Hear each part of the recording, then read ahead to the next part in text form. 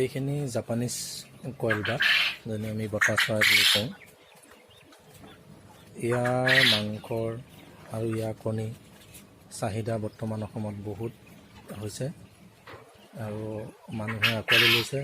ইয়াৰ মাংস আৰু গুণাগুণ চাই গুগলত চাৰ্চ কৰিলে সকলোৱে আজিকালি গম পাইছে যে ইয়াৰ মাংস আৰু কণী গুণাগুণ। সেইকাৰণে ইয়াৰ মাংস আৰু কণী যথেষ্ট পৰিমাণে আমাৰ অসমত বৃদ্ধি পাইছে।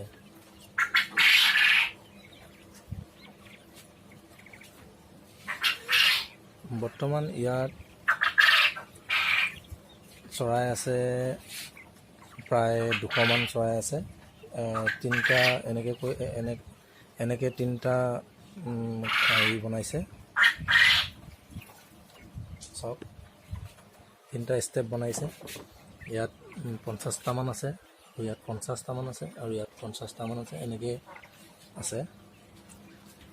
ইয়াৰ ছিষ্টেমটো ভিতৰত দানাৰ ফিডাৰ বাচন তাত আছে, আৰু ইয়াত ড্ৰিংকাৰটো আছে লগত পানী। ই যথেষ্ট পৰিমাণে পানী খায়। জাপানিজ কইল বাৰ্ডে এই পানী অলপ যথেষ্ট দিব লাগে। আপুনি এনেকৈও পিঞ্জিৰা বনাই ৰাখিব পাৰে, আৰু ফ্ল'ৰটো ৰাখিব পাৰে ধুনীয়া কৰি।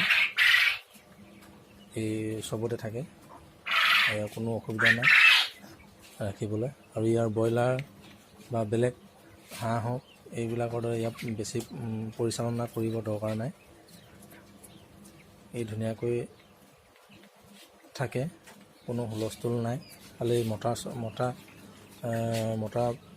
কইল বাৰ্ডটোৱে অলপ হুলস্থুল কৰে, বেছি নকৰে, খালি মাত দিয়ে অলপমান।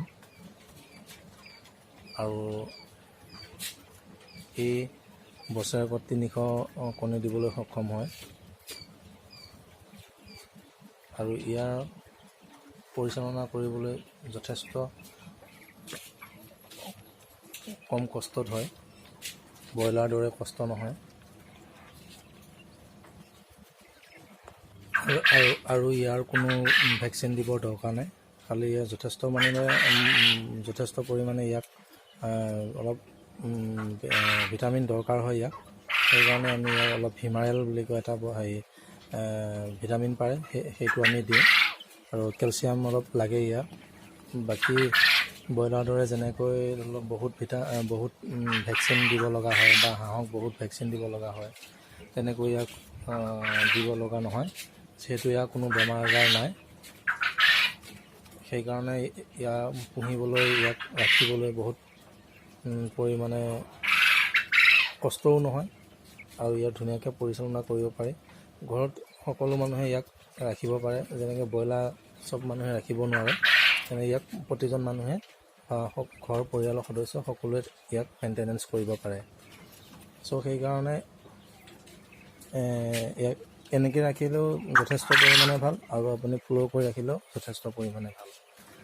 কিন্তু ইয়াত পানী অলপ যথেষ্ট দিব লগা হয়, কাৰণ ইহঁতৰ গৰমটো অলপ বেছি হয়। তথাপিও এনেকৈ ডিংকাত আপুনি দি থ'ব পাৰে, নহ'লে আৰু বেলেগ এটা ছিষ্টেমত আছে, তেনেকৈও দিব পাৰে। এইখিনি বতা চৰাই কণী পাৰি আছে বৰ্তমান। ইয়াৰ তলত এইখিনি নাই কণী পৰা, প্ৰায় এইখিনি 30 দিনমান হৈছে, আৰু কেইদিনমান পিছত এইখিনি কণী পৰা আৰম্ভ কৰিব। এইখিনি অলৰেডি কণী পাৰি আছে।